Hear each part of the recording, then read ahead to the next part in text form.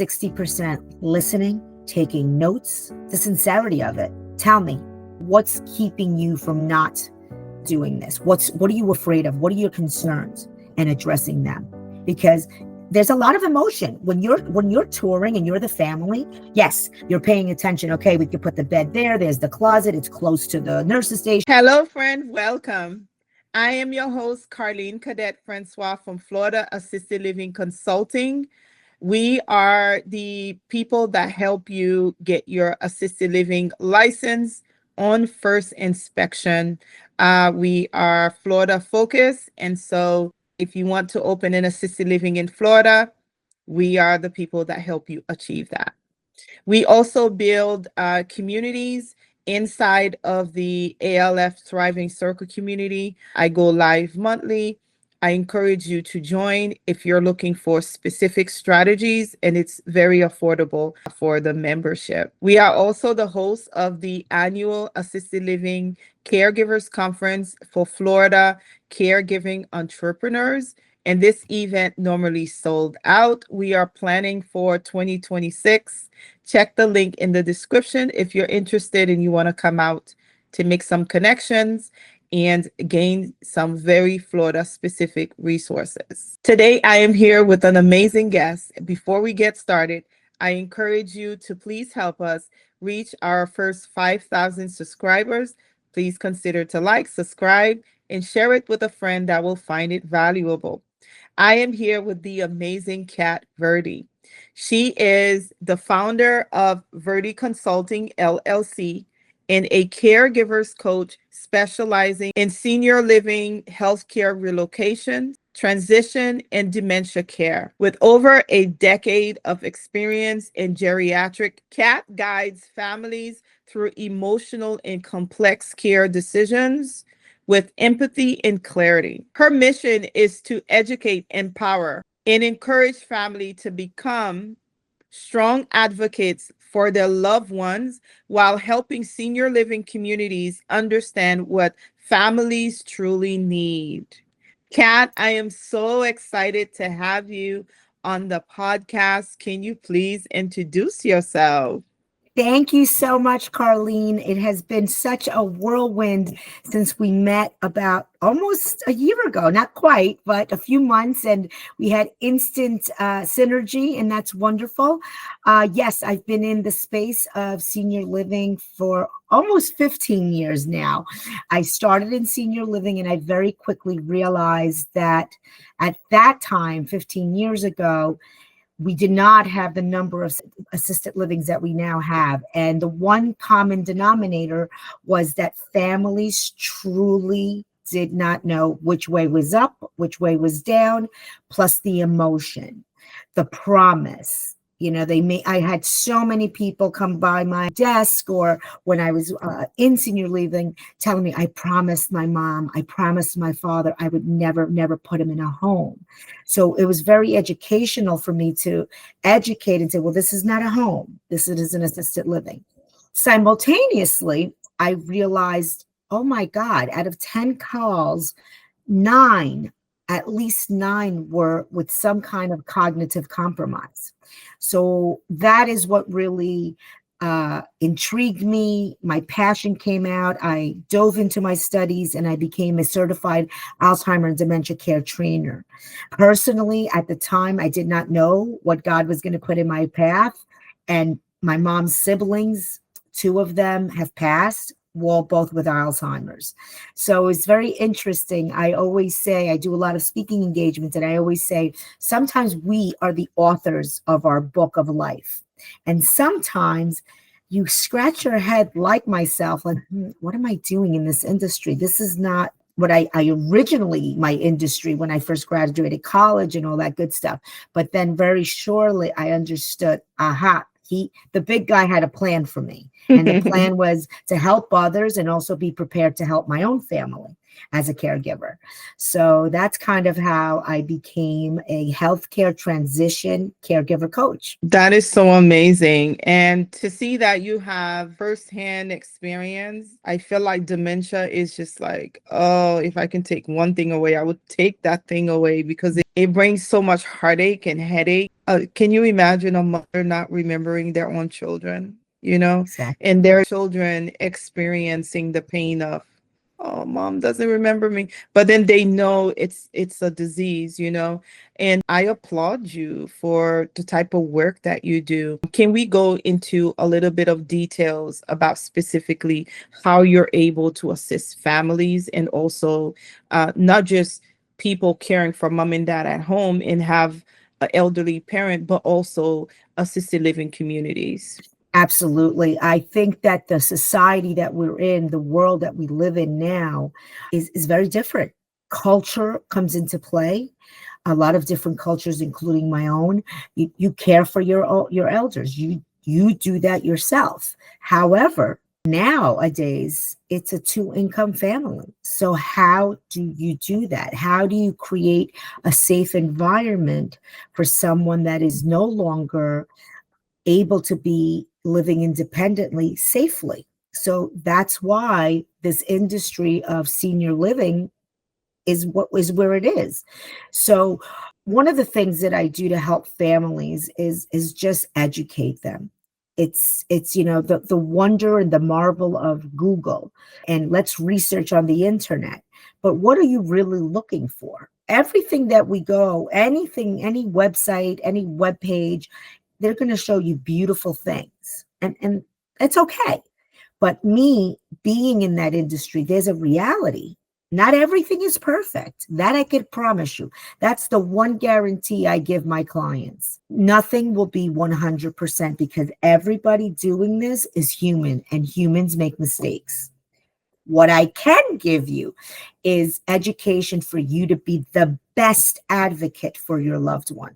I will coach families from beginning to end of their journey. Sometimes families are very misinformed.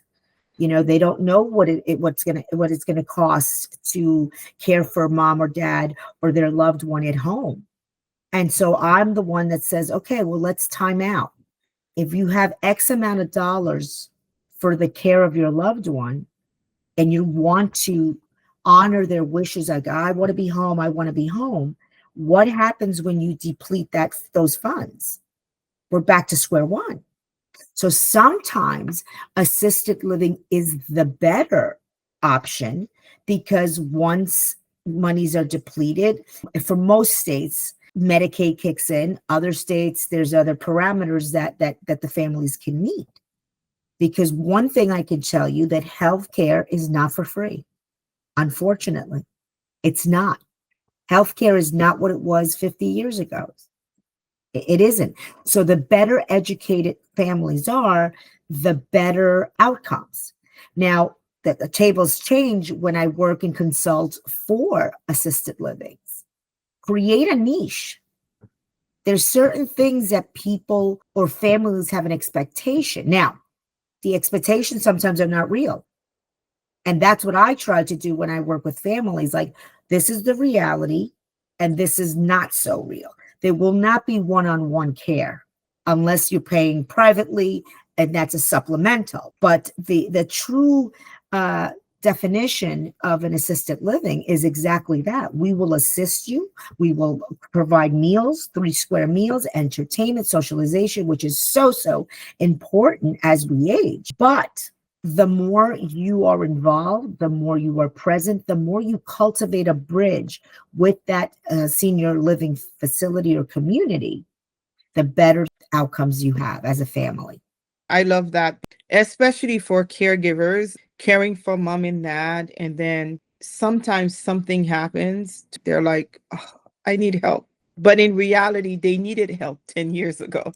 And, and they're like, I need help now. And so now they're in crisis mode because so much are happening with their lives to where like they need something now. And sometimes they can be misled. And sometimes they may not understand what really assisted living does, even though it may be true that They did, the operator or the administrator, they did explain those things, but things get over our heads, especially when we're in crisis mode. So it's encouraging to see that you can be the bridge between that family member, and you understand what they're going through, and you also understand the limitations or the licensing perimeters for an assisted living. And I find that it's a unique position that you have, to be in the middle and to be the mediator.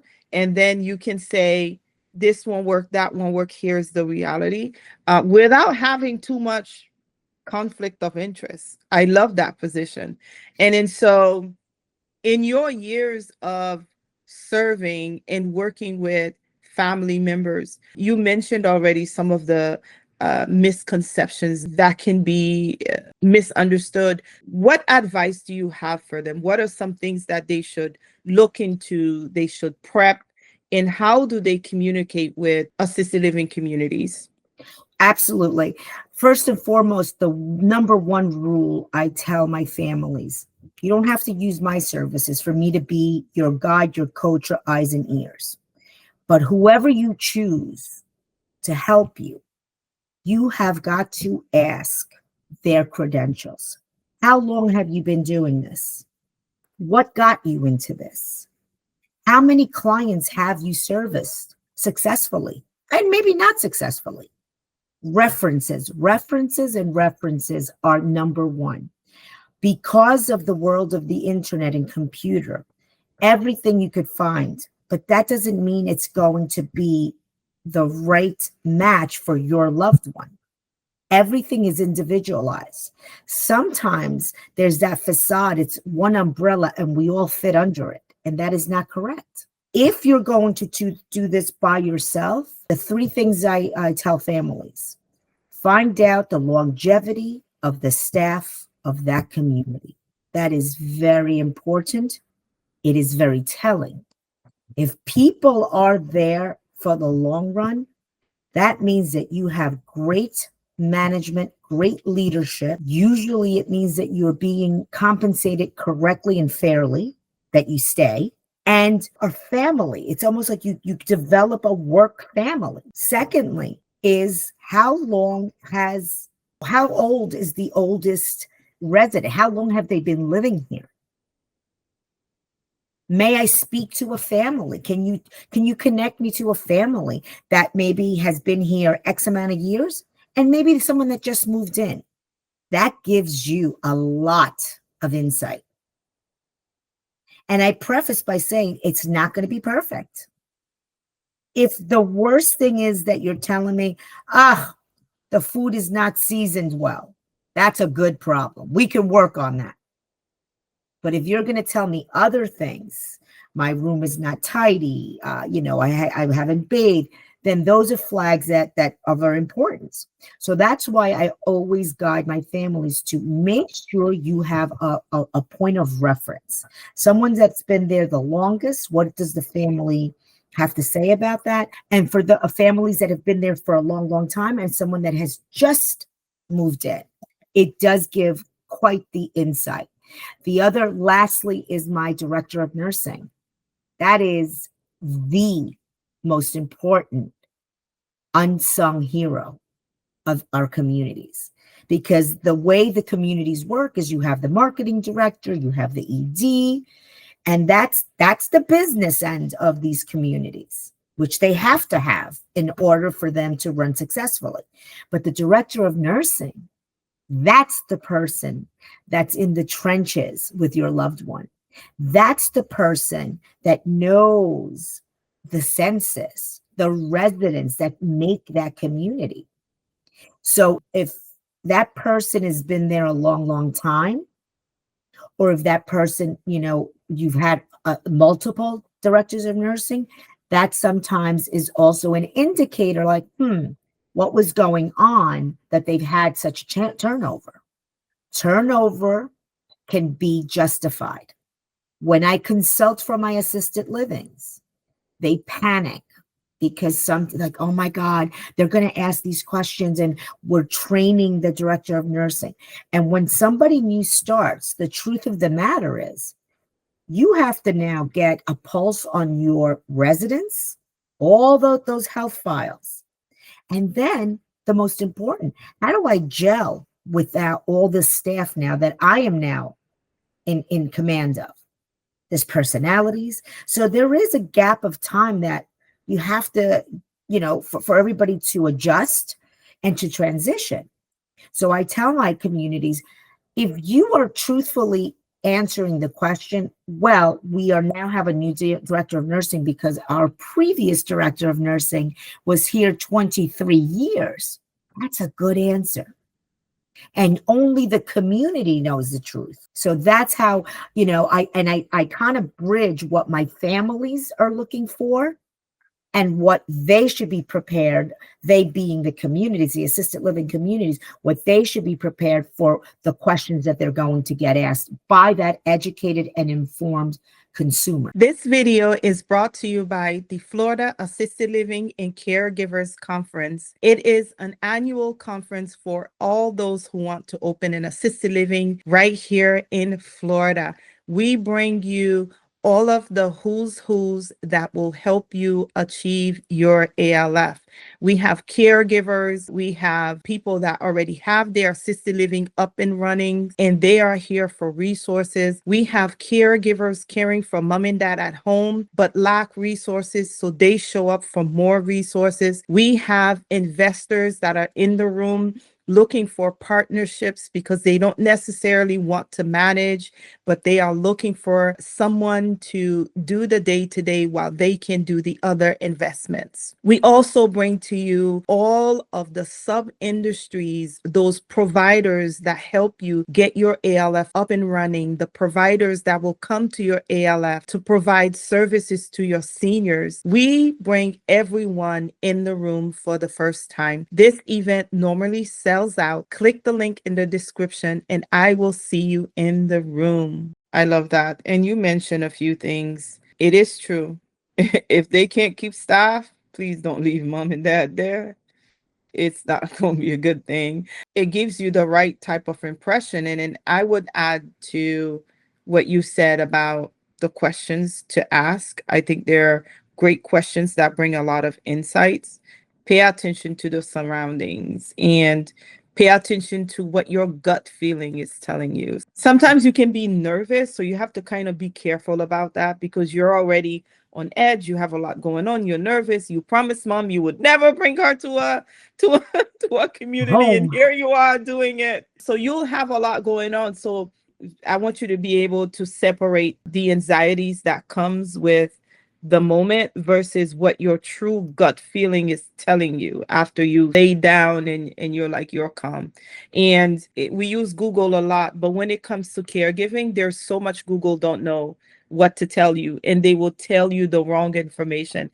And working with someone that have been and know and have been exposed and know how assisted living communities work is beyond Google, because Google cannot tell you certain things. Definitely speaking with the residents goes a long way, and sometimes you will see them and pay attention to how they feel, because that's going to help you navigate what mom's days will be like. No, absolutely. I agree 100%. I think that what we're both saying, that the anxiety that you're going to feel regardless, you do have to separate it and pay attention to the answers that you're getting. You have to get answers, especially if you're just in the process of looking into this. One of the other things that I do for assisted livings is when they do have new hires, there's a lot of different duties that say a marketing director of an assisted living or the owners themselves are doing the marketing. I was at a networking event not too long ago, and I could not believe my ears. So they were supposedly a placement company, a franchise, and the gentleman got up, when you do the 30-second introductions, and he said, he goes, "Hey, how are you? I know nothing about healthcare. I just bought into this company, and I want to pick every one of your brains so I can help people." I was like, wait a minute. And so somebody said, well, why did you get into it? Goes, hey, I'm too young to retire. And this was an offer I couldn't resist. The investment to buy this franchise was something I just couldn't pass up. But I know nothing about healthcare. This was at a networking event. So now imagine Wow. my passion, somebody that is, like you said, desperate in crisis because nobody comes to you at the right time. They think they know what the right time is. Luckily, in this month, I'm doing 2 placements and relocations, one from Florida to New Jersey, because that's where the family is, and one from Arizona to New Jersey. That's where the family is. And I just keep on applauding them. I said, you didn't wait for something bad to happen. Mom is still lucid, independent enough to make friendships, to decide and be part of the decision making. Like, I want that room. I like that one better. And it's such a nice transition. Whereas for the most part, usually the higher percentage is crisis mode. Oh my God, now what do we do? So to that person, imagine if this individual that said what he says the right things. Because when you're in crisis mode, it's like a Band-Aid. You need a Band-Aid. But it's like, no, you don't. You have a gigantic gash. You need stitches. You need to go to the hospital. A Band-Aid ain't going to do it. You know what I mean? And so imagine when you're that, again, the anxiety, the emotions, and says, oh, I can help you. Do your homework. Find out about that individual or that person or that group or whatever it is, that entity. How are you going to help me? What do you know that I don't know? What are your credentials? Because if you tell me, oh, I just bought into this, let me try to help you out. That's not who I want helping me. I need somebody that's going to know.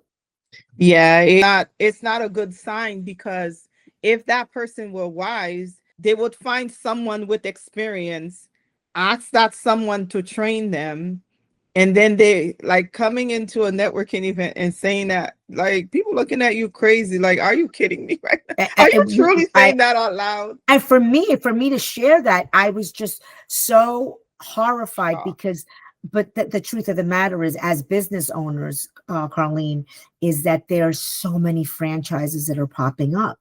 And the business model, when you sell a franchise, it's so like charismatic, and all you have to do is this, and you'll have all these clients and blah, blah. And so if you're not from this industry, it's a good You'll sell. believe it. Yes. You'll believe it until you get there and you're like, And then oh, you're what like, have I what the done? heck is going on here? This is not what we talked about. Yeah.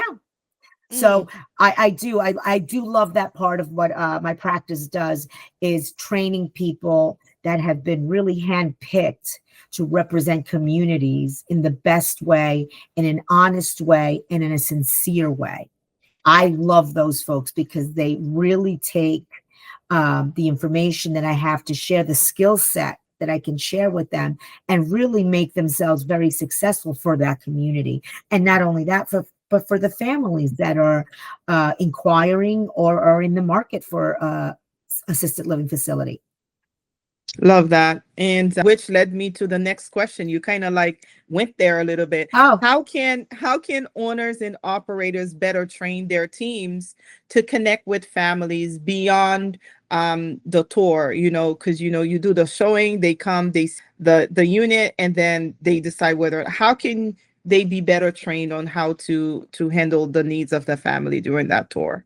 I call that the 40-60. 60% listening, taking notes, the sincerity of it. Tell me what's keeping you from not doing this? What are you afraid of? What are your concerns? And addressing them. Because there's a lot of emotion when you're touring and you're the family. Yes, you're paying attention. Okay, we could put the bed there. There's the closet. It's close to the nurse's station, blah, blah, blah, blah, blah, blah, blah. But then there's the other stuff. So that your brain is working on overtime, listening, looking, assessing. But then I think it's the role of that community to get a little deeper and say, okay, so talk to me. How are you feeling about this? And I'll tell you, 9 out of 10 times, they will be honest, they feel guilty. So then I think that staff should be very, very equipped and educated When that adult child says to them, I just feel guilty. Why do you feel guilty? There's a couple of steps that you have to ask and then be able to answer. For me, I feel guilty because she never wanted this. I said, okay, I get that. I'm hearing that. But how much guilty are you going to feel that she's fallen 4 times in her home and you were lucky 4 times that she didn't break anything? It was a very quick hospital stay. She was scared. I said, so that's the trade-off. Do you want to feel guilty that she fell and something horrible happened? Or do you want to give this a chance and feel guilty for a little bit of time? And then if you follow my process and are a presence there with your mom or dad or loved one and get to know the staff, this is your mom or dad's or loved one's new home, as it will be yours. And when they listen and they see that, but I think staff, assisted living staff, whether it's the director of marketing, ED, that has to be spoken about. And if you're a good community, the next step is, you know what? I'm gonna introduce you to Mrs. Smith. She just got here 2 weeks ago, and her daughter was exactly like you. She was feeling all sorts of kinds of guilt and unhappy and sad and confused and nervous. I'd like, if you can be that bridge, you have a successful community. And then to add to that, oftentimes when the family comes to you, they're in this crisis mode. But then once they bring mom and dad to you, and you, your staff, and everybody else do what they're supposed to do, love up on their mom and dad, they feel relieved because all this time, mom could have been being loved by them and by some new family members. And all along, they both, mom and the sandwich generation child, was suffering. But you have to allow them to see what things could be. And then sometimes it's just not the right fit. It's just not the right fit. And you Right. have to be mature enough to say, I don't think this community will be a right fit, but I can refer you or I can connect you. Or have you thought about this, and that? Because we as children, we make those promises to our parents in different situations. Mom was running around taking care of herself. She didn't know what life could be. She didn't know this would happen to her child, which is now yourself. And a mom would want you to be well and be healthy. And if that means that you have to need help and mom have to live in a community where she's loved, it's a beautiful thing. But sometimes is you need someone to help you see those differences, especially in crisis. And so for someone in the sandwich generation, what advice would you have for them? I say this all the time. Talk about it. Talk about it. Mom, you don't want to worry me. Dad, you don't want to worry me. You guys always, that's what parents say. As a parent myself, I don't want to worry my kids. I don't want to be a burden to my children. And so, but mom, the reality is that I live an hour away from you. The reality is that I have a career. The reality is I have 3 kids. So I don't feel that you're safe anymore. And I respect that you want to age. I want to die in my house. But do you want to die in your house because you fell down the stairs and I come in and now you have a broken neck? And sometimes you have to get a little raw like that. In the very least, let's go together and start this process. Let's find someone that can guide us. Let's go just look. It doesn't mean we're doing anything. We're not signing anything. In fact, don't even give your name, because that's the other mistake a lot of communities do. And I get it. I get the business model. If I am walking through your building, it's because I have a need. So to them, I'm a hot lead. So they want to get my number. But I think that sometimes that deters people because, upper management has this mentality. Well, Carlene walked into the building. You have to call her 14 times by the end of the month. Carlene's not going to go to your community. You're adding more stress to my plate. Let me make my own And decisions. now you look like an ambulance chaser. Hmm. Stop it. I think if you have faith in what you do, if you are a good manager, leader, business owner, you don't have to do that. I think you could have your database. I think you could be respectful and say, "Hey, Carlene, I know that you're just looking. When would you like me to give you a call?" Or you could call me, but if you don't call me because I know that your plate is so full, I would love your permission. Like today is October 1st. May I call you October 15th? Different dialogue. And that's what I pride myself on training communities. There's ways of doing that without being so persistent, and you scare that potential resident away. You do. It's too much. Yeah, they add more to the stress, and it plays a role into being empathetic, because Correct. if this was you, how would you want to be treated, right? And how can, because now we're at the moving phase. They toured, they like what they see, they've moved in. Now, at the move in phase, how can ALF operators be more empathetic towards, clearly they're going to do it towards the resident who is now moved in, because now they need more loving, because their risk level, they're thinking, oh, I'm not safe, until they feel they are safe. And that takes a lot of nurturing, loving, making them feel safe, taking care of them. Now, for the family member who may not see all of those behind the scenes going on to make mom feel comfortable and be loved, how can ALF operators be more empathetic, and what type of education so they provide to those family members? I think that especially at the move-in stage of things, the more that they know about this person, the more that they're prepared, and you are going out of your way.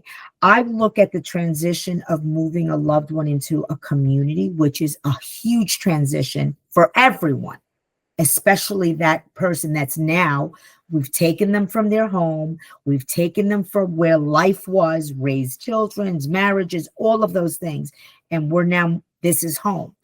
I think it's imperative that the community go the extra mile and talk to the family. What are your mom's favorite things? And have that all handy. Because even if it's chocolate ice cream, oh, we're almost finished with the little things are the things that add up. She likes crosswords, make sure there's crosswords. Because I can tell you, even though me as the daughter that knows that, I have too much going on. I'm talking to moving people. I'm buying furniture. You think I'm going to remember to put a basket of puzzles with ice cream for my mother? I'm not. But that's the community. That's where you're a little bit different. And what I like to do when I do my consultings, I'm like, this is where you're going to be different than the competitor, is who's your mom's best friend? Where does she live? Because sometimes that's an issue. I'm not going to see so and so. She was my neighbor.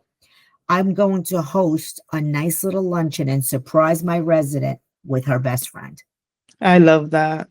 That I is love when you that. know you're running your business correctly with empathy. Yes, you're following your business model, but you're doing things a little bit differently. I love that. I love that. And I will also add to that first, because there are visitation hours and all of those Yeah. things that you have to have in place. But if you need to tell Susie, you, if you want to, I know it's after visitation hour, but if you want to come and make sure mom is at peace, you can do that. It's okay. For that first 2 weeks of moving in, it's okay. You can stop by whenever you want.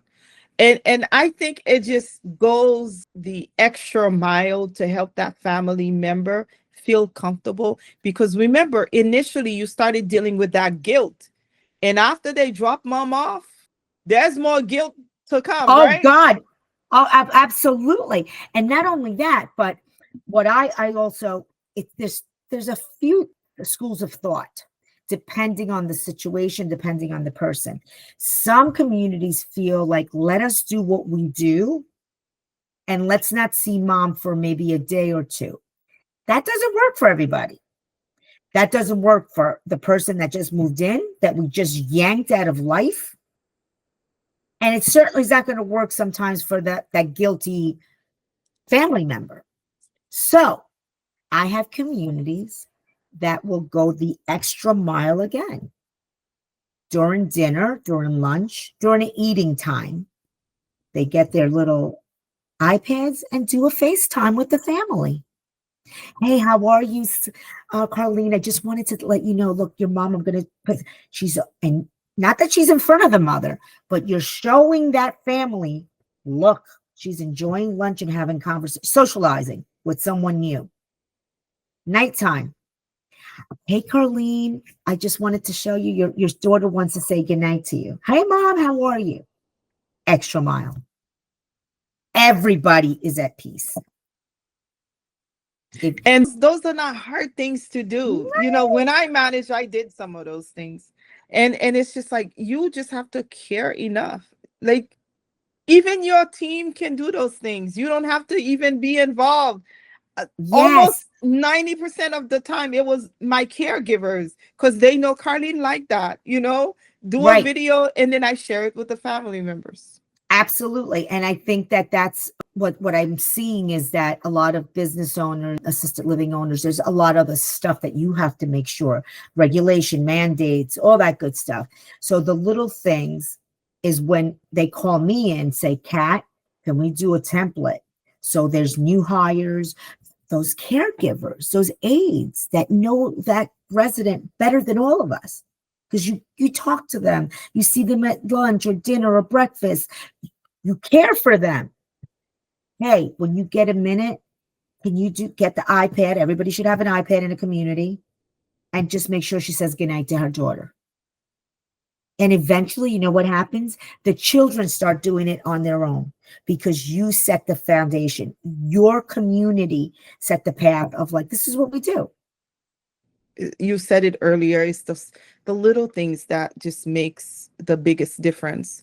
And because you take care of family members, you take care of communities, do you also work with people that can then provide referral services? For example, if mom is moving out, do you have connections of realtors that you can say, okay, mom is moving out, I think you're going to need this, this, and that from my experience. And then you connect the family members to those resources, and you do the same thing for the ALFs as well. Actually, you know what I do for realtors is I do a comprehensive action plan of all the leads that they've had. They have to go through their database of like, okay, well, I had X amount of customers. I listed homes, but they didn't sell. And if you can identify they didn't sell, especially if you were selling a parent's home, identify why didn't it sell. 9 out of 10 times, they didn't know what to do with mom or dad. I said, so I do work very closely with real estate agents and say, if you offer a resource like myself, because you don't know what you don't know. Think about it. Oh my God, mom keeps on falling. Mom has dementia. She's wandered, all this craziness. I know I need to sell my mother's house in order to pay for a senior living, a memory care community, whatever it is. Okay. But you don't know where you're going with her. How are you selling the house? You can't. And you can't bring her home with you. So now you're wasting money with home care because you're just missing that gap. So a lot of the real estate agents have been very successful when they've identified. I said, and I'm also training them, find out who you're selling. Why are you selling your mom's house? Let them tell you the story. Oh my God, she has cancer. She has Parkinson's. She has dementia. Now you have in your back pocket, oh, I can connect you to a resource that is a caregiver coach that can help you diffuse all the little loose ends, and you sell the house because now there's options. We know where we're going. It's a horrible feeling. Even ourselves, when we've bought a house, you're selling one and you fall in love and you got outbid. You have to have a plan. Either you say, forget it, We're going to go rent. We want the money in the bank. And then when we're ready, we can go buy the house of our dreams because we have, there's no like, oh, but I have to wait until I sell my house.